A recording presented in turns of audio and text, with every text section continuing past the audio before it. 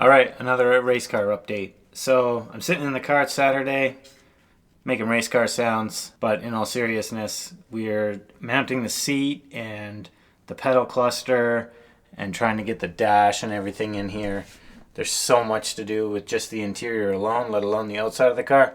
I did pick up a new steering wheel, which showed up the other day. It's actually a lightweight Fuel Tech steering wheel, but I didn't have the thing more than 2 minutes, and I was already wiping off all the Fuel Tech logos because I don't run any Fuel Tech stuff in this car. So we got the pedal cluster mounted. I have to build the support for the steering column to this crossbar here. So we're just trying to get a position of where all this needs to go. So we have the seat mounted as well. I did switch out the seat from the one that was in it to my original seat. It's in a pretty good position now, but once we get the steering column in and get some adjustment with it, and I know exactly where I'm going to sit with the steering wheel and the quick release and all that stuff, I'll be able to finalize the seat position.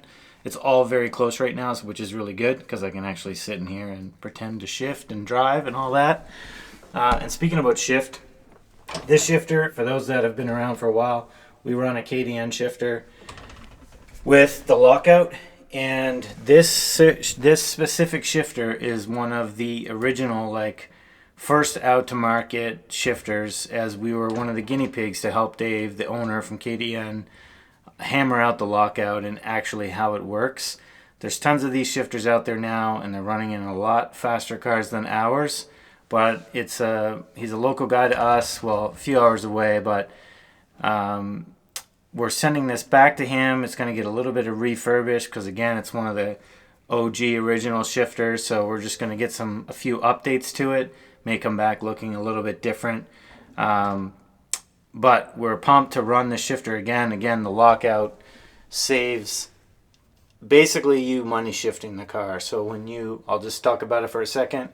When you shift out of first gear, it's not attached, so I can't really show you much right now. But when it is functioning, once you engage the lockout, you're in first gear, and when you pull it out of first gear, it automatically locks you out from first. And then when you go to try to shift into third, and even if you tried to shift back into first and money shift it, there's basically a gate that pushes the shifter over and forces you to shift into third gear. And then kind of the same premise happens. Once you go out of second, that locks and you shift down. The only option from third is to shift down into fourth. So it's an incredible option, incredible feature. We know that there's lots of shifters similar to this out there, but this is very unique in regards to the lockout, and there's a reason why these shifters have become so popular. They do cost a little bit more than some of the other, less expensive, but they're extremely beefy. The support is great, and the option for the shifter lockout and the cables and all the other features that he has is incredible. So we're looking forward to running this thing again. It shifts amazing, so I can't wait. So anyways, enough of the rambling. We have tons of stuff to do. We've done tons of stuff already, so let's show you where we're at now. Okay, so I have the front end torn apart on the drag car, the new drag car. As mentioned in the last video, we're going to basically haze with the sandblaster the whole entire front end up in the wheel wells and all that stuff because there's a little bit of surface rust from the travels.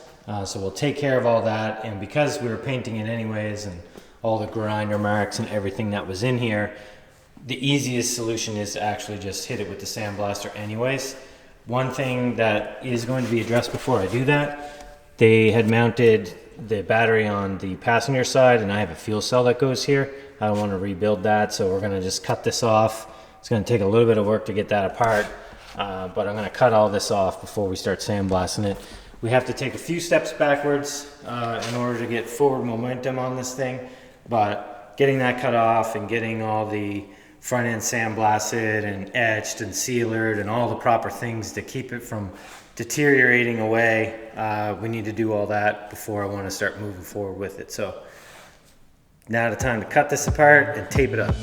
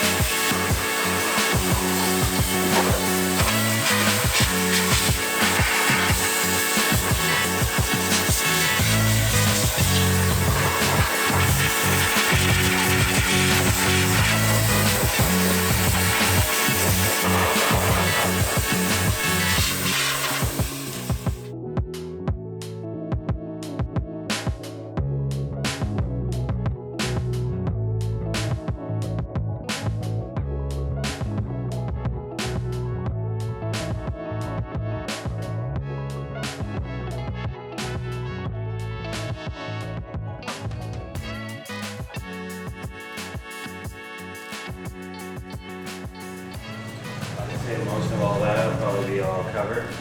It's just that one spot that I just hate the most. There's a bunch of runs, but That's good. yeah, she's not rusty anymore, please. I'll open the wheel wells, look at that. Yeah. Said 50? Oh, look at that. I'm more excited with that. Said 50? Said 50 tank? The thing I always wanted as a child and could never get. Whoa, we got our stereo tape in our own. Look how clean it looks. It does look good. Looks a lot better than the rusty, scaly surface rust that it had. So this is just primer, but as you would have seen in the video, we sandblasted it, we sealed it or etched it, whatever the painters do, I don't know. You'll and see then it's primed like it. greenish. Greenish, color, right? Yeah. that's etched, I believe. And then it's primed, still yet to be painted, but we wanted to get it sealed up so that any modifications that we have to do, welding, you know, putting nut certs, putting brackets, whatever we want to do, we can do that before final paint. There's no point in getting it all painted and having to butcher it and cut it and hack it. Right, Clayton? Right. Right. And make it look good. And then the weight plate, as you would also see in the front or in the video, I opted to cut this thing off entirely and make it serviceable. The whole team didn't agree with it. No, the team did not agree with it. It's a huge pain for the weight that it is, but my idea is like I want to be able to take the engine out literally in minutes. So yeah, easily. It's bound to break. Yeah. And if we make it to World Cup, ideally we'd have another engine on a cart and we're just going to pull this front end off. And the point of doing it like this is the fuel cell, the intercooler, the radiator, the battery, everything will just come off with this plate as one full assembly. And then all that's left is the engine to pull the engine out. Yeah, so ideally we deal with a couple hoses, like coolant hoses, couple fuel lines. And connectors. And the rest just pulls off. Exactly. All one piece. All one piece, all one full assembly. In theory. In theory, yes. We'll prove it if it was worth it or not eventually, I'm sure. If not, whatever, it's bolted on, it'll stay there. Right. It's just, if we can, it's definitely going to be very heavy with everything on it, but for the little bit of effort it takes, and I mean, in the video, you probably seen me putting it up in there by myself. It's very easy to do. And even if it is a little bit cumbersome with everything on it, with a couple people, it'll be very simple. And I think, aside from Clayton and Robbie disagreeing with me, I think it'll be worth it. You were on the fence. I was probably 60-40. Robbie was definitely 0%. Zero, yeah. He was like, we'll just lift it out. Right, but we did it, and this just is going to make things way more serviceable. And Robbie did agree with me the other night, actually, that we may never use it at the track. He said, I definitely foresee us using it here. Yeah. But my thought is if it breaks at World Cup or even at the track, I mean, if it breaks at our local track, I'm rambling now, but if it breaks at our local track, we're probably not putting an engine in it. But if it breaks at World Cup, we definitely need to have a spare engine to put in. Even for a clutch or something, I mean, half the time it's easier to pull the whole engine out and then. Yeah.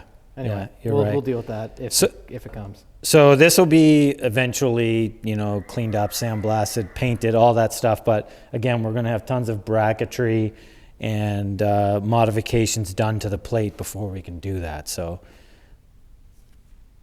I don't know what else to say. Clayton? I would have probably mentioned this at the beginning of the video. We do have the seat and stuff mounted, steering columns in a general idea. We do have some fabrication to do with all that stuff. But the next steps with this thing is, I would have mentioned, we're going to cut the roof off it. And we got to pull the glass out and get the new roof on it. We may do some other stuff while the roof is off, Clayton. But that's yet to be. I don't know about this. This seems like more work. It is more work, but we may do some stuff while the roof's off, yet to be determined. I don't remember what that stuff is. I don't. Already filled me in off camera, so yeah. You're on the same page now? Yeah, we're good.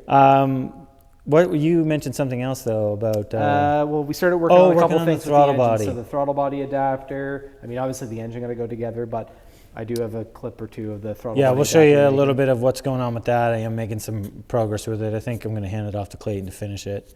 You can use the mill and cool. finish up those pieces. But we'll show you that stuff in another video. Thanks to everybody that commented on the last video about the tool stuff. It's not something Clayton and I typically do, but there's lots of positive feedback. We might shrink the videos up a little bit, but we'll show you some more things that, you know, tricks of the trade, like Clayton said, cheap, inexpensive tools that work and that we've proven to work. So thanks to everybody that commented on that. That modified to actually work and do what. Yeah, there was a guy that commented actually about the strut spreader tool. He just uses a chisel. Well, I just use a ground down Allen socket. Works perfectly fine. Exactly. So what's next, Clayton? The roof and pull the glass out. Engine gonna go back together. Cams. We got lots of stuff to do. But that's going to be it for this video. If you guys have any questions or comments, as always, ask below. We appreciate the support. We'll see you in the next video. Nothing. Bye. For me. Nothing for me. No question. Nope. Nothing. Clayton, no. No. You're done. All right.